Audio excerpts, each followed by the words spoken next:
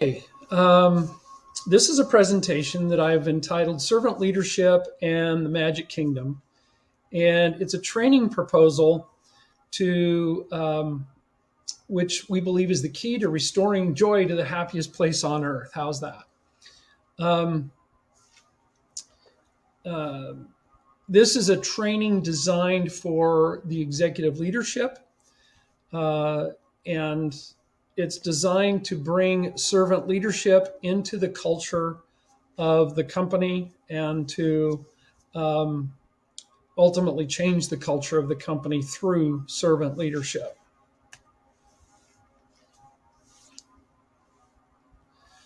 So, the first thing we're going to talk about is why do we need servant leadership training?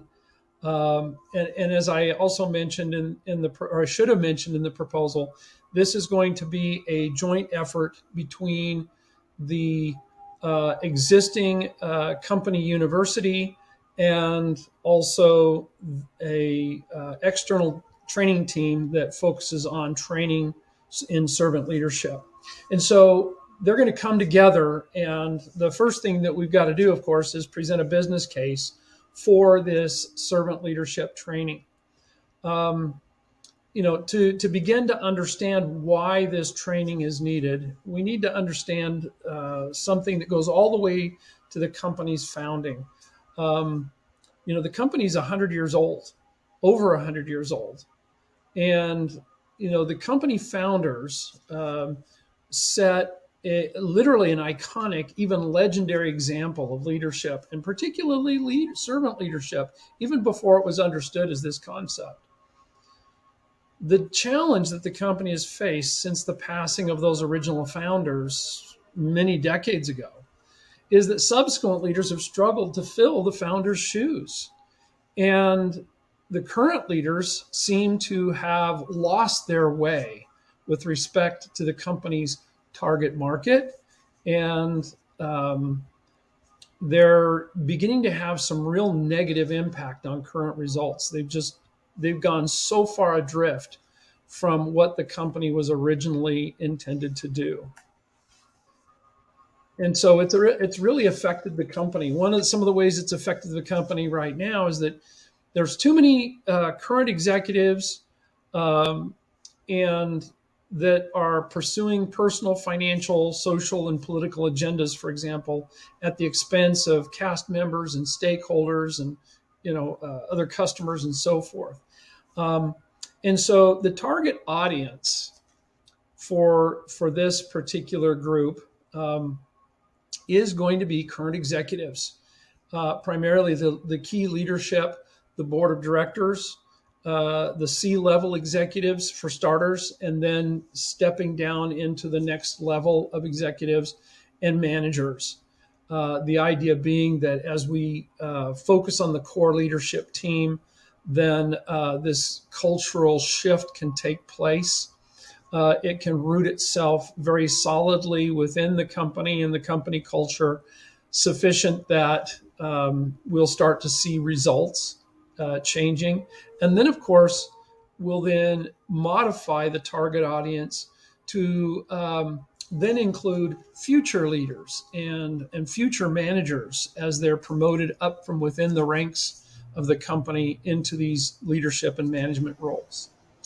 But stepping back a little bit into the business case study, um, as I mentioned, the current executives and managers are pursuing things that are not in sync with the needs of the cast members, customers, and other stakeholders.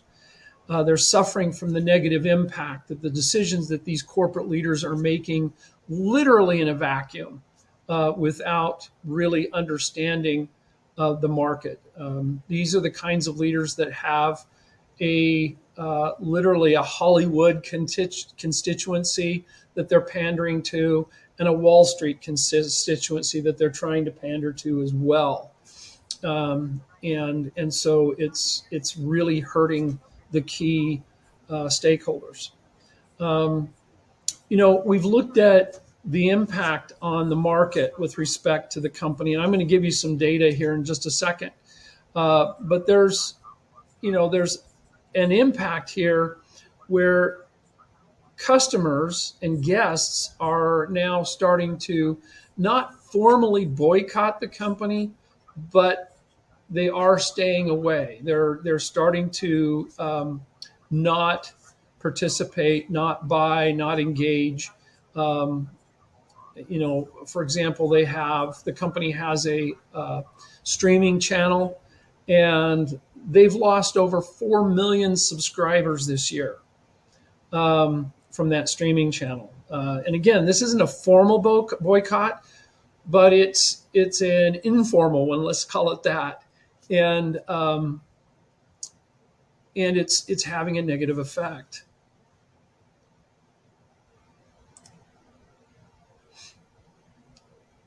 Let's see if this next slide will.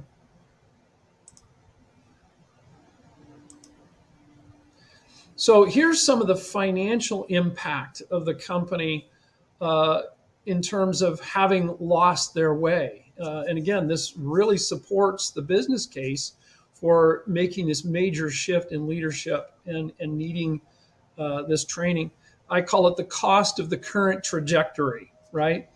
Um, in years past, in the last few years, even during the COVID pandemic, the company was doing extremely well financially.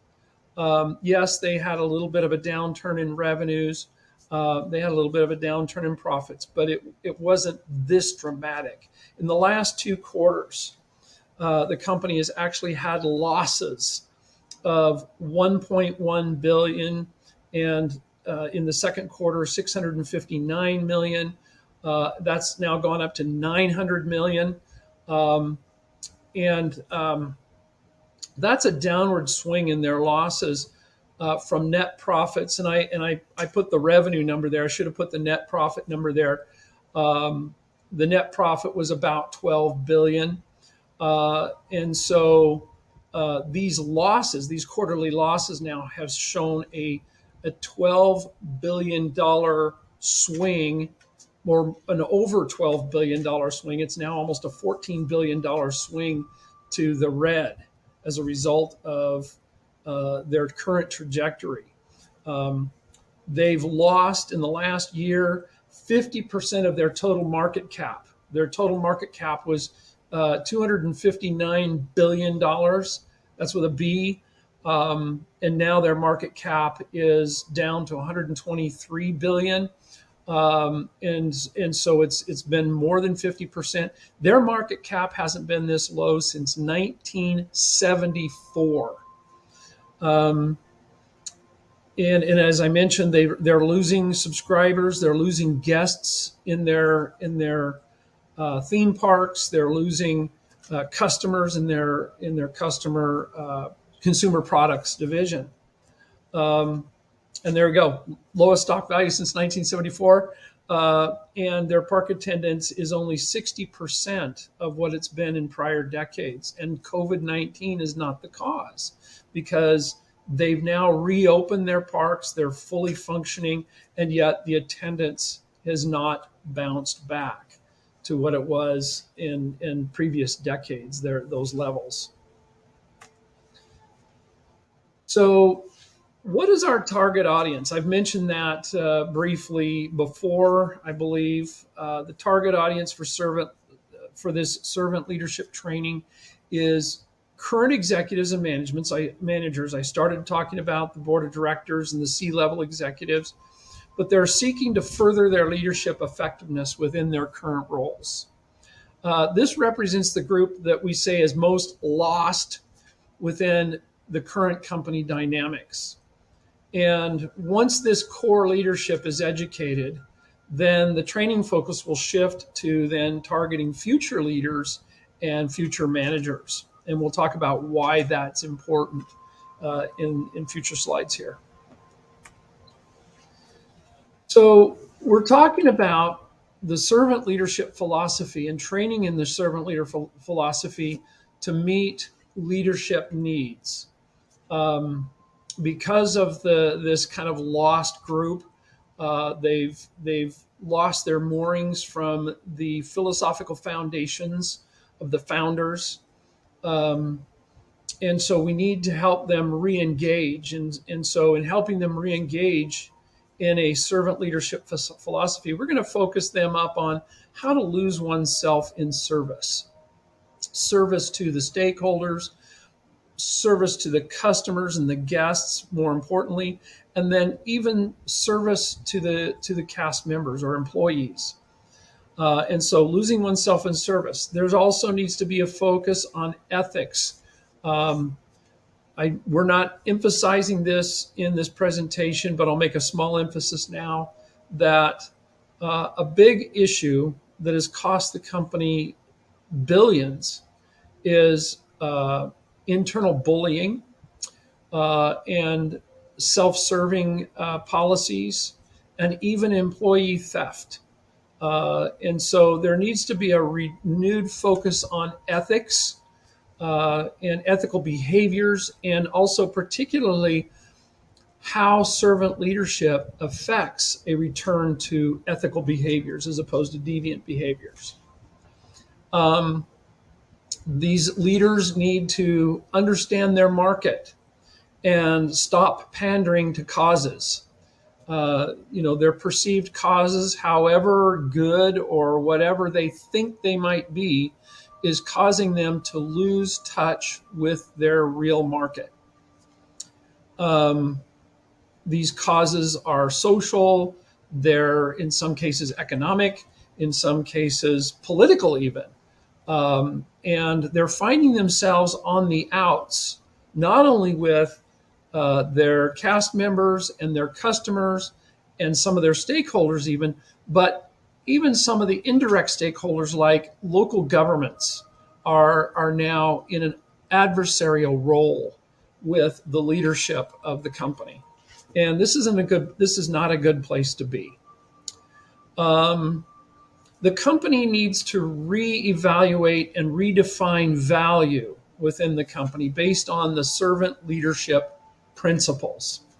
And what I mean by that is and I mention this because as I introduce myself through this process, I used to work for this company earlier in my career. I spent a number of years working in the human resources area on the finance side.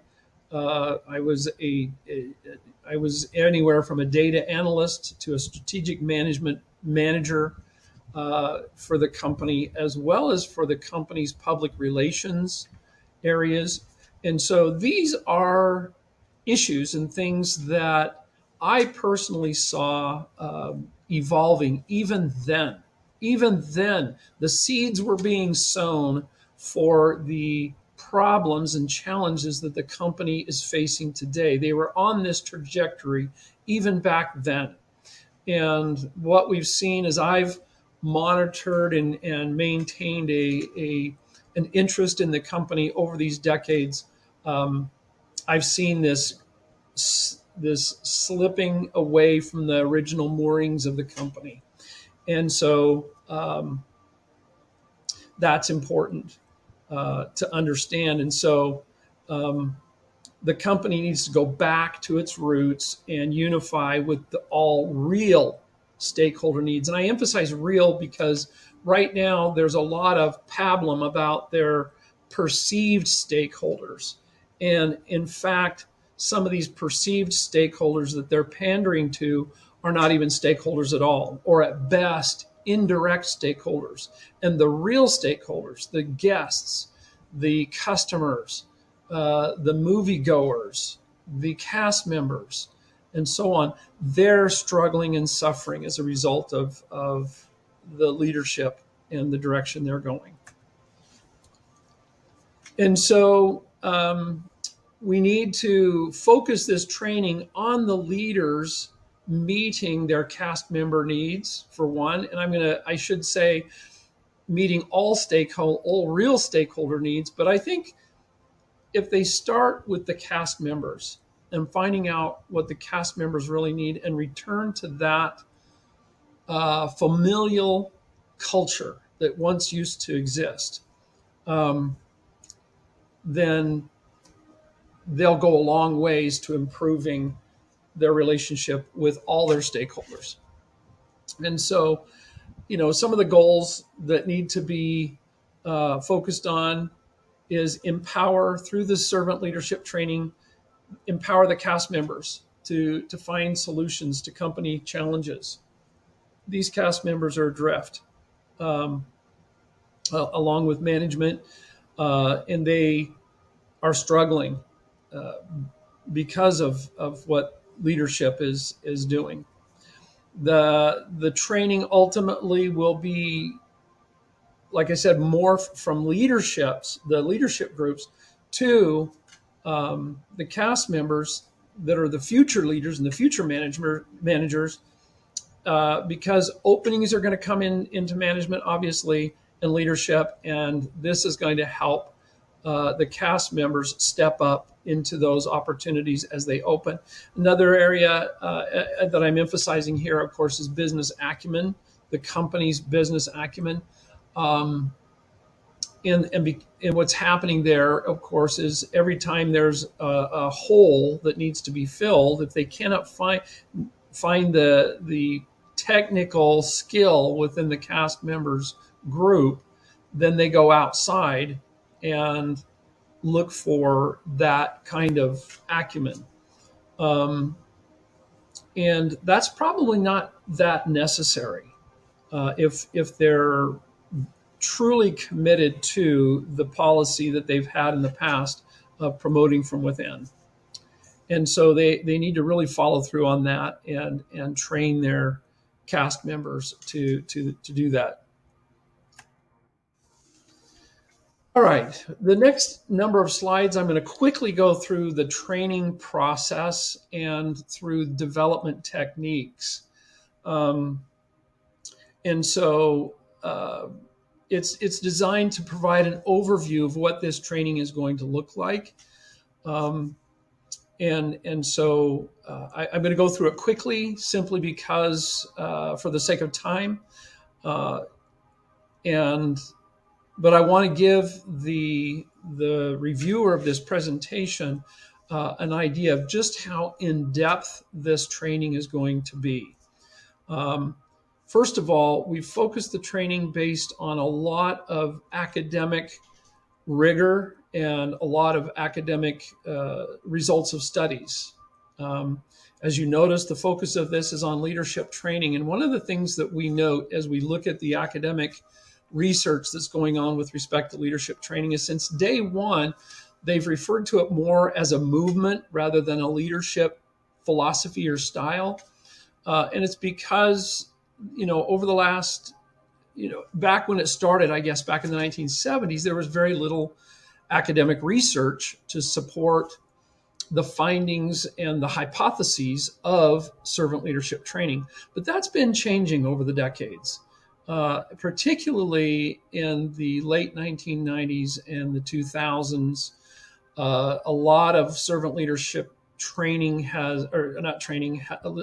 academic research has come forward and is supporting more and more. The findings are positive with respect to the mediating effects of servant leadership on the things that we're talking about. And while there will probably be much more research done in the years to come, there's enough now out there that we can put together trainings and we can focus on cultural change through these philosophies and back it up with this academic rigor. And so the training is going to focus on why servant leadership is the answer, what 7 steps that we've identified to acquire servant leader attributes and the servant leader's ways of doing things, and the measure of a servant leader.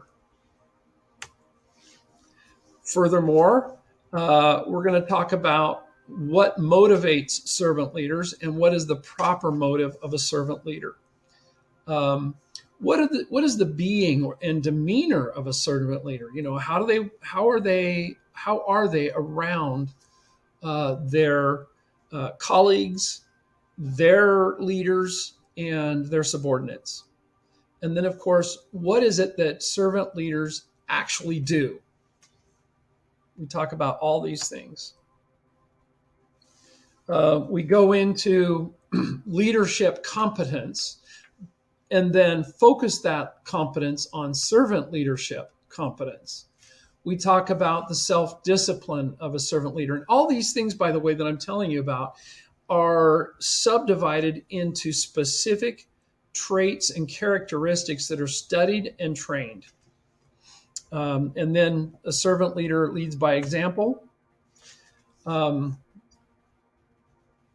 then we spend time focusing on how to prepare how a servant leader would prepare subordinates for success and oversee subordinates' performance. Okay, they're not micromanagers, and they empower their subordinates to step up and be the very best they can be. And we talk about the characteristics and traits and techniques that the servants leaders use to do that. And then we go into what happens when things don't turn out right. Things don't always go perfectly. And so we talk about those things and how a servant leader reacts in those situations. We talk about the relationships that servant leaders cultivate and what that means. And then and that's going to be all in a, let me just, I think I explained this later, but I'll explain it now as well. But we're going to be doing this in what is roughly a week-long training, and we'll explain a little bit more about how that looks in a minute. But the training doesn't end after a week. The people, the students, the leaders that are in this week-long training are going to form a cohort. There's going to be anywhere from 20 to 30 people in that cohort. I say an average of 25. And they're then going to participate. The training doesn't stop. They're going to continue in a weekly training forever, basically, in this cohort, because this cohort is going to be a network of leaders. There's value in networking, and that's one of the intrinsic values of this training is networking, and we're going to talk a little bit about that later. But this network is going to be extremely valuable to these servant leaders. And so they're going to participate in these follow-up meetings. Why? Primarily because, number one, during the week-long training, they're only going to get to study a handful of characteristics of leadership training. They're going to study the handful of training characteristics, that they identify through a pre-training assessment form. And they're going to focus on probably 3 to 5 aspects of that leadership training during that week. However, there's a total of 75 characteristics and techniques that need to be developed and trained in a servant leader. 75. And so you can't possibly cover that in the first week. And so these follow-up meetings are going to be for that purpose. They'll pick a follow-up characteristic that the cohort perhaps has not studied yet, and they're going to study that one that week. And then they're going to have another one the following week. There's going to be some post-training projects, some team projects, some things designed to help develop their servant leadership style, while at the same time influencing culture and even perhaps performing some special projects that will benefit the company as well, that will be resume builders as servant leaders. Rather than conclude on the training process right now, I want to delve a little bit deeper into these training techniques, just to give you an idea of some of the subjects and topics that we're covering. And so let's go into that. So I'm going to talk a little bit about the training itself. We'll call that a development technique. There's several of them here. It's quite detailed. Again, I don't want to spend a whole lot of time in the detail, but just look this list over and notice that we're going to be getting into a lot of detail about servant leadership, We're going to be, in this case, I'm emphasizing that we're going to be studying the academic research, as you can see here. Some of that academic rigor that has really come to support servant leadership as a philosophy and a leadership style. There's training within this academic research and helping them understand the direct impact and modification that servant leadership has on outcomes. And so take a look at that list real quick and notice how much of that academic research we're going to include in the coursework itself. We're going to focus on 7 steps, as we mentioned earlier, to acquire servant leader attributes and ways of doing things. And these are the 7 steps. Trust the process, get a mentor coach. That's part of the follow-up work that I was just describing earlier. Focus on only 1 or 2 selected characteristics at a time. So we're going to give a broad introduction in the week-long training, but we're only going to let them the students focus on, we might go as many as 3 characteristics that week. Understanding the selected attributes. We're going to help them take action on their goals. We're going to focus on SMART goals. And I'm going to mention this later on when we get into the metrics, but in coming up with SMART goals, they have to be measurable. And it's very challenging sometimes to take a soft skill like servant leadership and convert it into measurable results.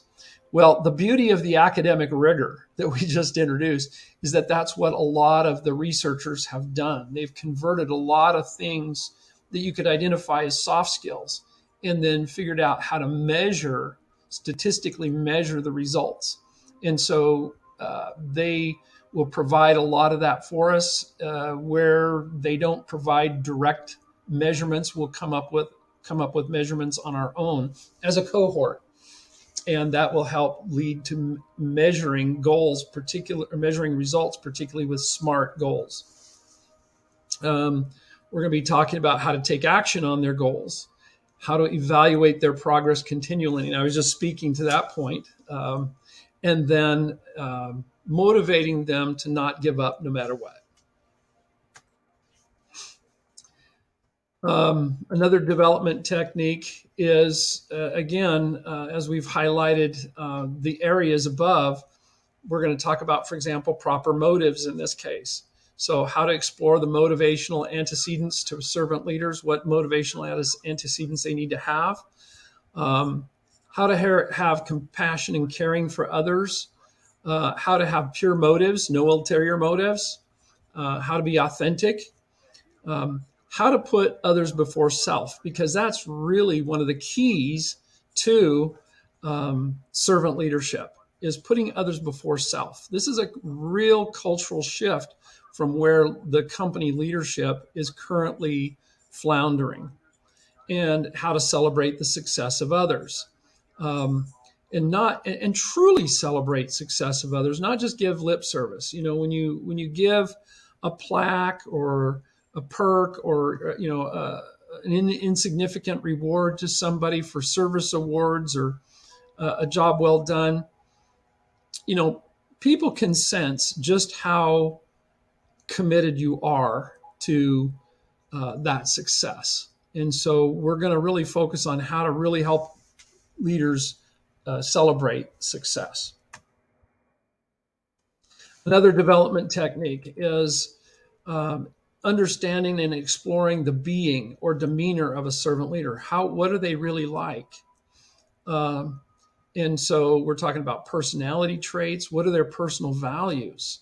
Some leaders are going to literally have to, through introspection, determine what is it that is important to them. What do they really value? They're going to have to do an ethical inventory because up to this point in time, it's been all about me, right? And now they're going to have to talk about all about the other guy, the other person. And so this is going to create a big shift in their values.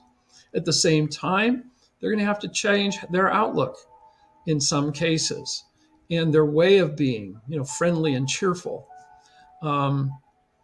I had a boss while working for this company.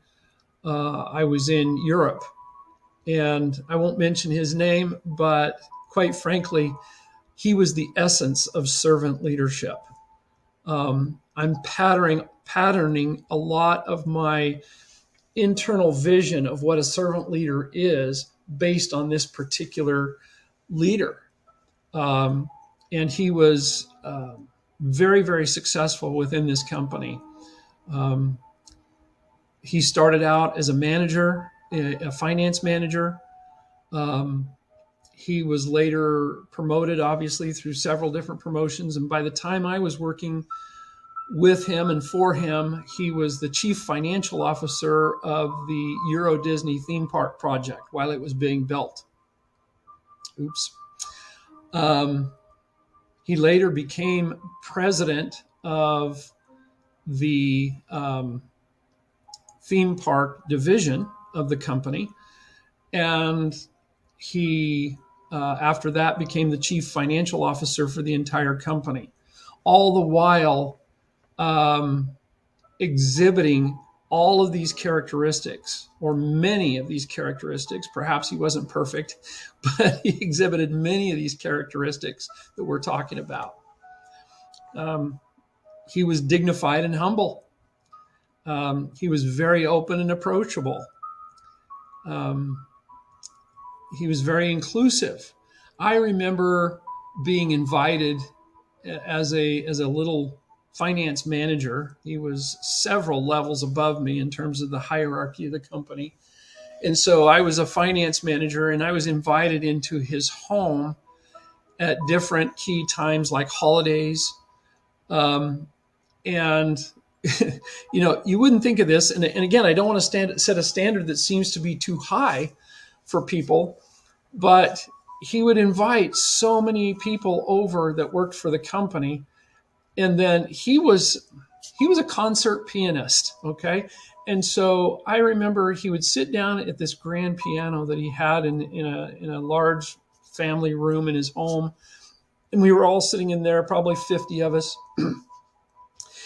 singing Christmas carols. And and he was leading the process. And I know inclusivity means a whole lot more, but this was several decades ago, and we were all led to feel like we belonged. We were all led to feel like he was our best friend.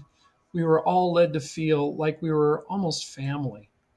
And to me, that's the real essence of inclusivity. And naturally, kindness and compassion are also big ways of being. And so we're going to spend some time really talking about that and studying some of the former company leaders that exhibited servant leadership characteristics and traits.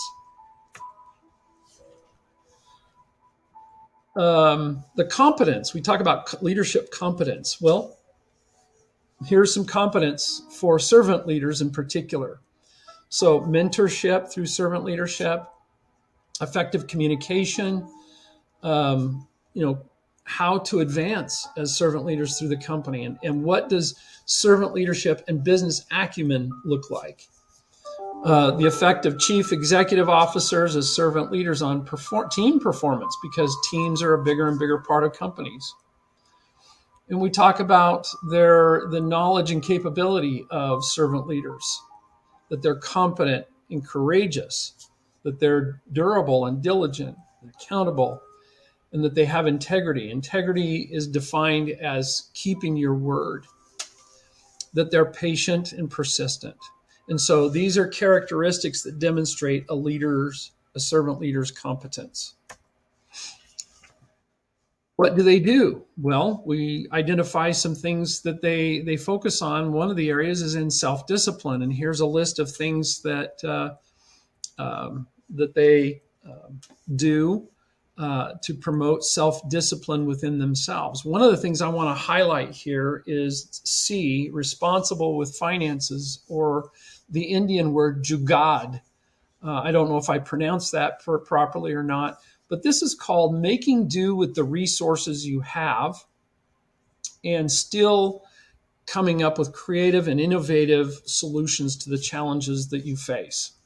It originated over in India because obviously in India, facing the financial and economic and resource challenges that they are often successful in coming up with some very innovative solutions to their challenges. And so they've actually got a discipline called Jugad.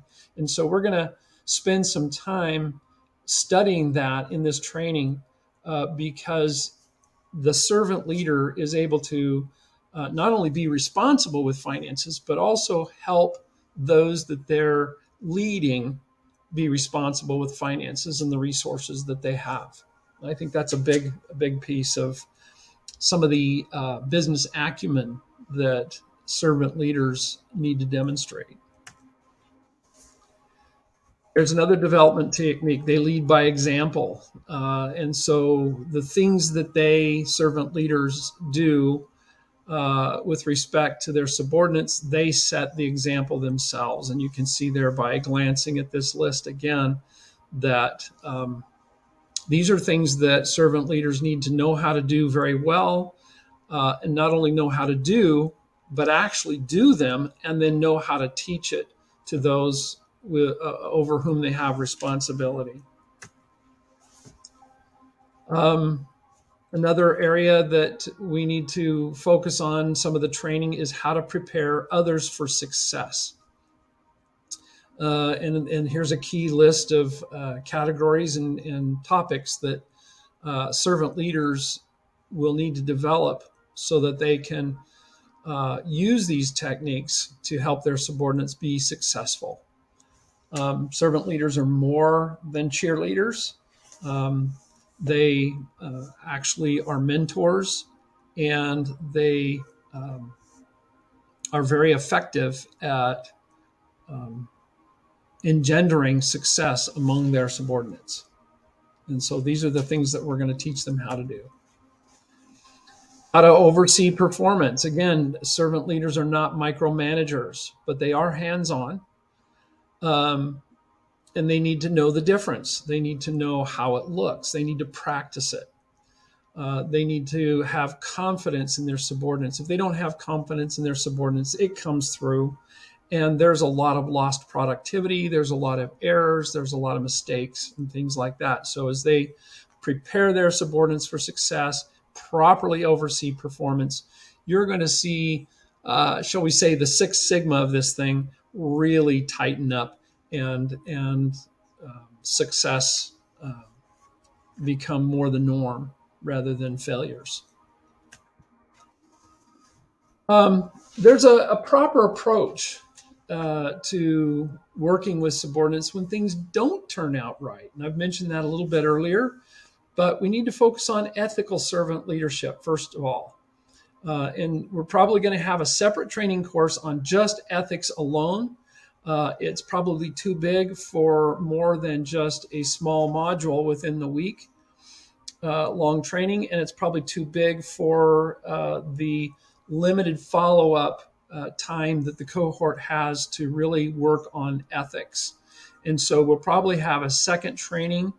It's not treated here in this presentation, but a second follow-up training for servant leader ethics. In the meantime, we'll give them the tools they need right now to really get started in this realm of ethical servant leadership. Servant leaders honor relationships. It's really all about relationships. And so we're going to talk about what that looks like and go into detail on each of these subcategories. As I mentioned, there's over 75 unique characteristics.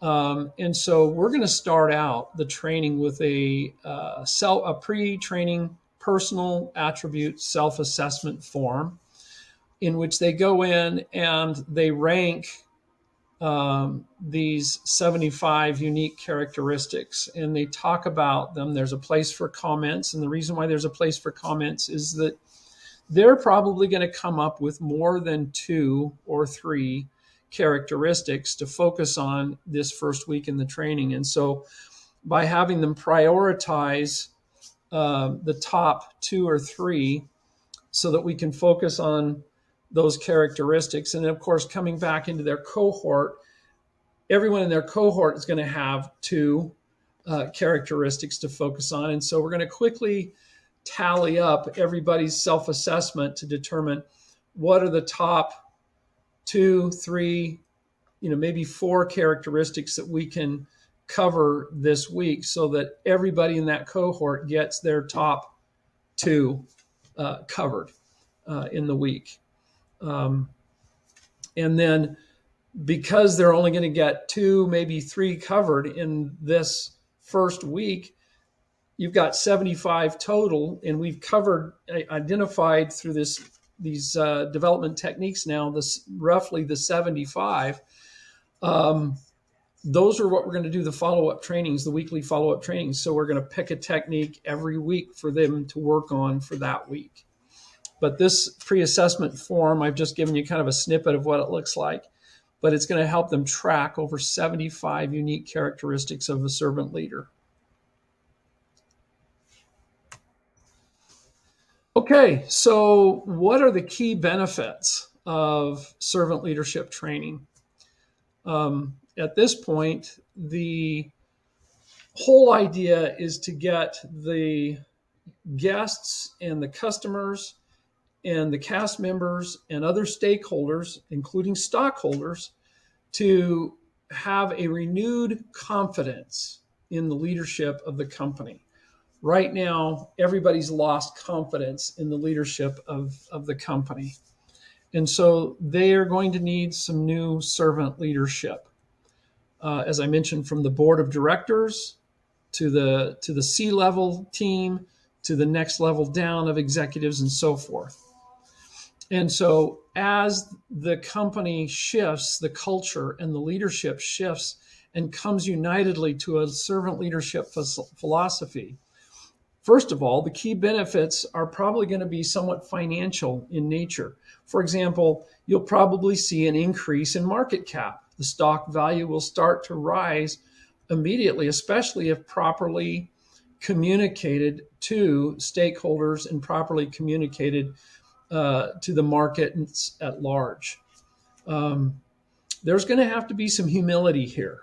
Right now, there's arrogance, there's infighting, there's all kinds of things that are causing people to really question the emotional maturity of some of these leaders, including the chairman. And so some of these people are going to have to literally, dare I say, use the word repent and humble themselves.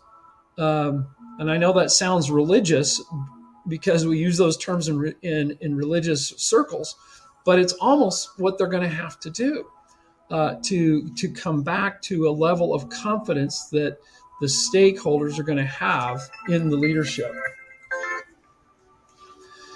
The next thing that benefit is that cast member job satisfaction and innovation will return with an increase in intellectual property value and creative capital.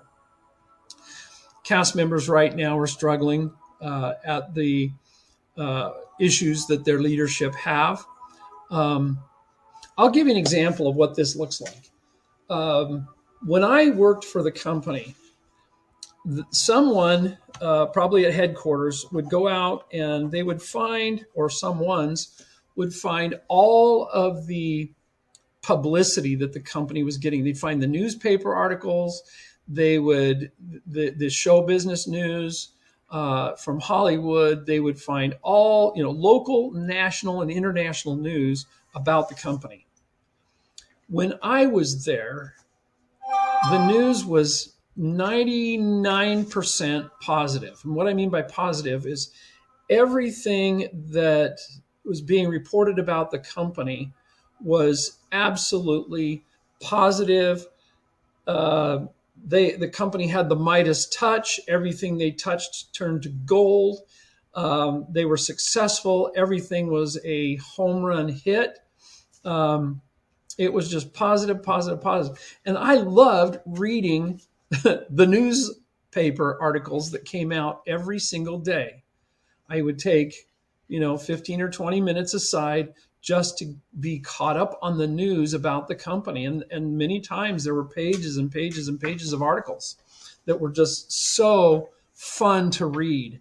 I took great pride in being part of the company because um, of the publicity, the wonderful publicity that we were getting. Today, I'm assuming they're still doing it, but I'll tell you what, that publicity is now just flip flopped in the opposite direction. It's now probably 90% negative. And so when we talk about cast member job satisfaction and innovation, imagine how a cast member would feel about their company when they're looking at and reading such negative press every single day. How do they feel about their leaders? How do they feel about working for their company? And so I think that as the company starts to shift this perception through a concerted, unified effort of servant leadership, and that culture shifts, cast member job satisfaction will return, pride in the company will return. Obviously, cast member relationships with their leaders will improve, and so you're going to have measurable positive results in the area of job satisfaction and innovation, and this is going to translate to the bottom line. Another third key benefit is the elimination of unethical, deviant behaviors. Right now, the company is struggling with their ethics. Bullying was a problem then, it's a bigger problem now. The constituencies to which the company is pandering is bullying the company back, bullying cast members, bullying stakeholders. And that's obviously resulting in a drop in productivity and profitability. Other deviant behaviors are, again, there's a lot of Machiavellian toxicity. There's a lot of toxicity among management.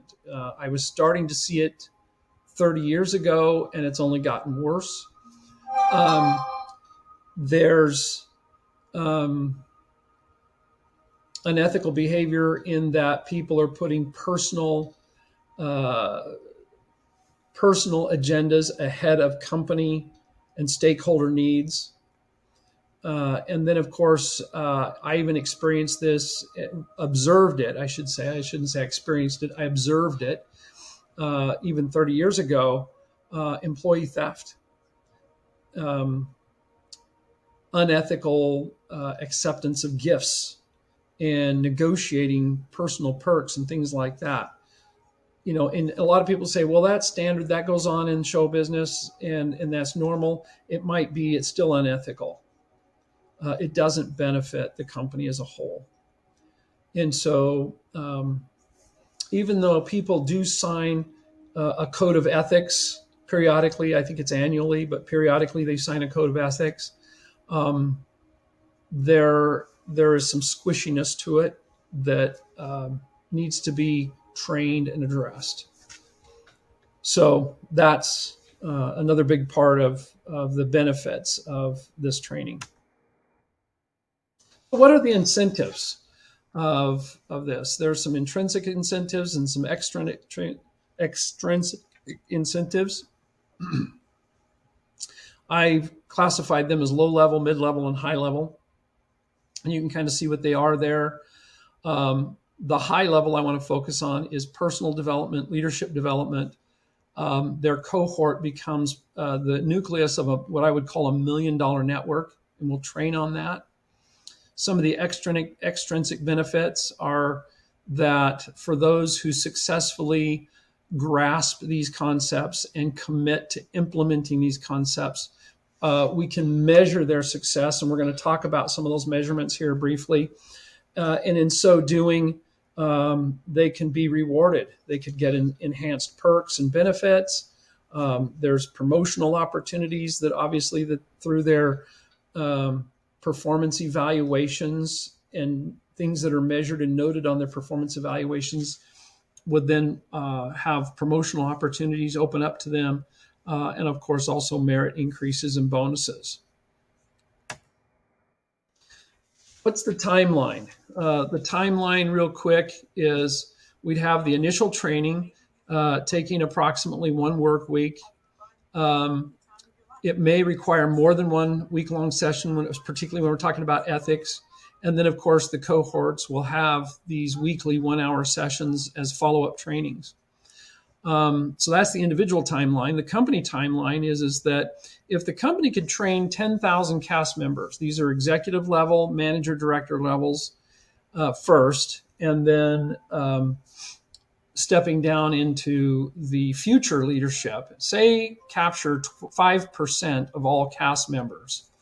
And that's what 5% of all cast members would be 10,000 cast members. That would represent approximately 400 cohorts trained at the rate of four cohorts a week.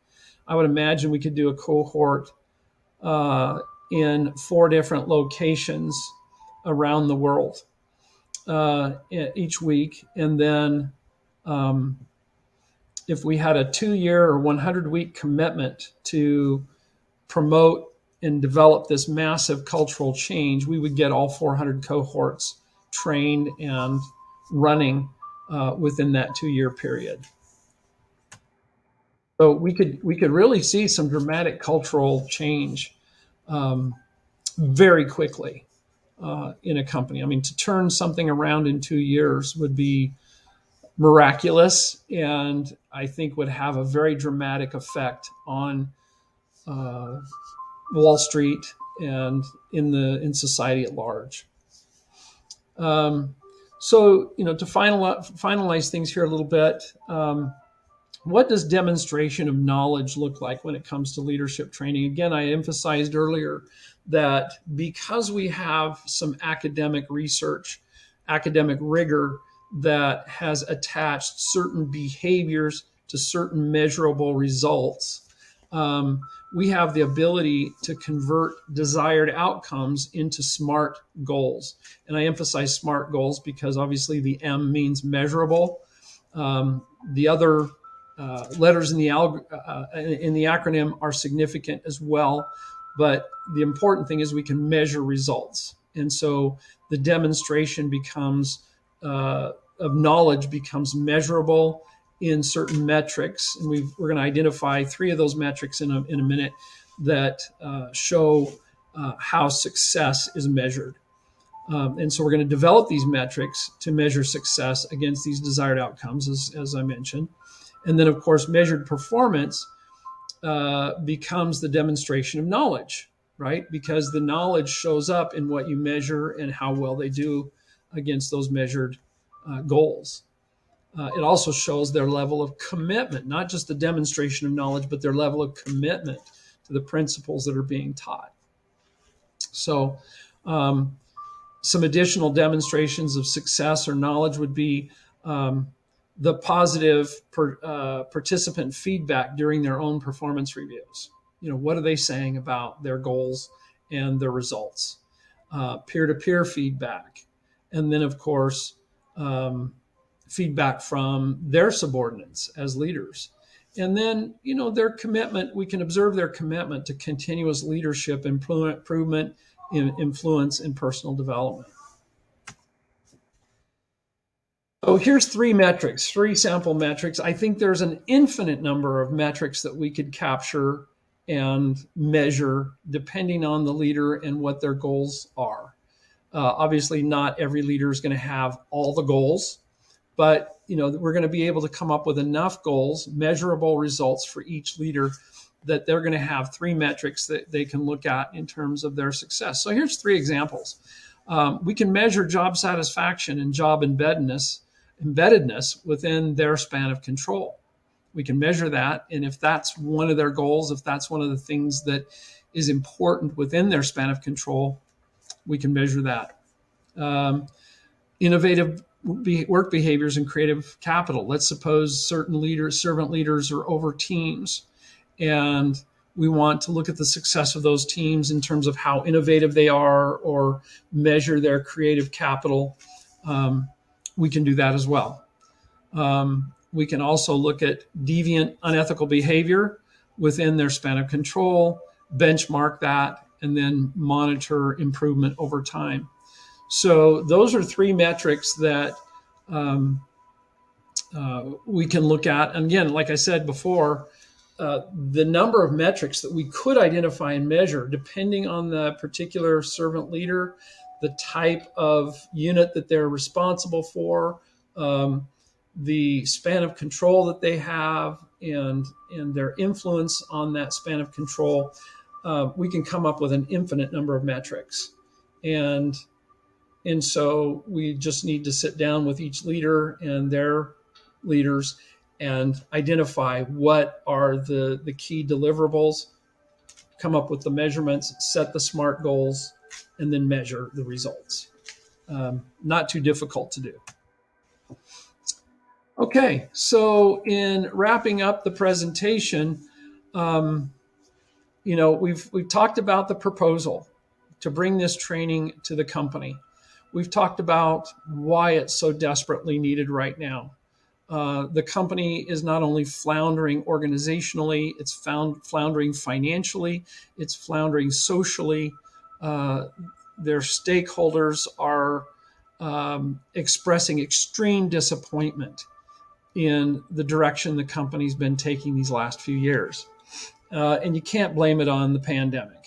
The company that, this started decades ago with some leadership, and it's just deteriorated ever since. We've talked about what the training would entail. The key focus being that we would target the executives first, the board of directors and the executives first, and then work our way down through the hierarchy until we've transitioned the training to focus on those potential leaders and managers to inculcate and foment the culture of the company, change the culture, and get it back to an original familial way of feeling and working, notwithstanding the size that the company has become. To do this, we're going to, we also talked about, obviously, the training platform, the development techniques, some of the methods, some of the materials, the approach that we're going to take, some of the activities that the training is going to involve. And then finally, we've talked about some of the follow-up, like the incentives. Why would they do this training? Again, how will it benefit the company? And how would you measure success? So with all of that said and addressed, what are the next steps? If you're ready to move forward and take a closer look at this kind of training and this kind of commitment to cultural change, we need the company to take some key steps. First, the chairman and the board of directors needs to decide that these changes are necessary. If they're not willing to acknowledge that they've got a problem, we're not going to be able to move forward. I mean, we're dead in the water, as it were, right? Any attempt at training is going to be ineffective at best. And so we've got to get the chairman and the board of directors to decide that they need to change, that these changes are necessary, and then make a commitment to changing the company's leadership philosophy and focus in the company culture. Making a commitment means spending some time, perhaps going into a little more detail on servant leadership and the servant leadership training, but getting that commitment from them and wanting to make the change. In order to do that, the chairman and the board of directors might need to consider offering exit packages to those board members and C-level executives and others who don't want to get on board, and they need to do it fast. This is going to send a real strong signal to the markets, to the stakeholders of their commitment, because if they're willing to clean house, as we say, and offer to send those that don't want to do this on their way, it shows the true commitment on the part of the chairman and the board of directors, and it cleans up the playing field, if you will, to focus on those who are truly open to learning this leadership technique. And it's not just a technique, this way of being, and their commitment to changing company culture. There are going to be those who just simply say it'll never work. They don't want to develop that style. They're not committed to doing the things that would be required of them. And so this is a good time to let them take their golden parachutes and jump ship. Next, the chairman, the board members, and the C-level execs should all take the training as the first cohort and begin changing their leadership styles right away.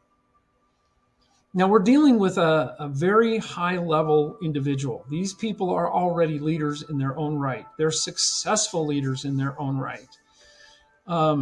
Many of them are very gracious leaders, and many of them probably are exhibiting some of these servant leadership traits. And we need to acknowledge that. We need to acknowledge that they are partway there at least. And we need to showcase that and expand on that in the training. But nevertheless, at the same time, being imperfect human beings that we are, they will also have identified opportunities for improvement. And so this could be a very valuable activity to jumpstart this within the company. Once they've taken it, we would anticipate that they would give the green light to then further training. That goal of reaching 10,000 or 5% of the company cast members would be something that they would sign off on at that point and say, yes, we're going to make this commitment and we're going to do it. And so that would then allow us to start planning and initiating subsequent cohort trainings just as quickly as possible, within weeks, hopefully. And then at that point, bring in public relations and launch a well thought out, well articulated, well calculated public relations campaign designed to communicate to the stakeholders of a sincere plan to change company philosophy and culture. And we'll be able to even measure those positive results as we start to see articles coming out in the news change a little bit. I can anticipate that the change starts out negative. There's going to be probably some pessimistic journalistic phrases. Yeah, they say they're going to change. We'll see. But then there'll be some cautious optimism, and then eventually some about faces with respect to the kinds of articles that are coming out. And that's what we hope to see, because all of those financial metrics will start to climb back up, but more so the other metrics of improvement, continuous improvement, productivity, job satisfaction, guest satisfaction, stakeholder satisfaction, shareholder wealth will all increase. And we'll see a return of the company back to its golden age. And so I've jumped ahead and and let you know that that's the conclusion. And so I just want to thank you. And together, let's change how the world is led.